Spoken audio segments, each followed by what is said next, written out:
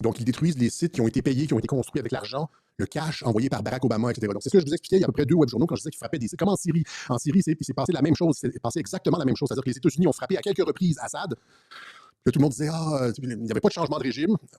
Ça, c'était durant le premier mandat de Trump.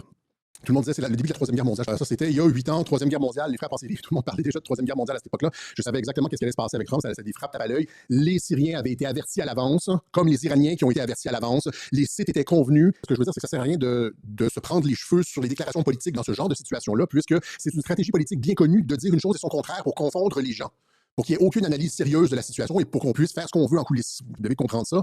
Même chose avec le 7 octobre, on nous disait finalement, il y a eu comme 18 versions de qu'est-ce qui s'est passé le 7 octobre. Finalement, c'était les hélicoptères israéliens qui avaient tiré sur le festival. C'est de la grosse bullshit, ça. Et Trump dit qu'un changement de régime est en cours en Iran. Et puis, donc ça c'est la communication politique. Soyez dans ce genre de situation-là, ne soyez jamais surpris de voir deux discours complètement séparés. Ici, c'est Idriss Aberkan qui s'en désole. Dans la même heure, j'ai une dépêche qui annonce que J.D. Vance confirme la poursuite de la guerre en Iran. Et une autre où il déclare que les USA se désengageront bientôt. La même heure. Dans la même heure, on continue puis on se désengage. On continue puis on se désengage, etc. Donc, ce genre de truc-là, on le voit partout. On l'a vu avec Kim Jong-un, on l'a vu à... C'est normal. Okay? C'est de la communication politique en temps de guerre.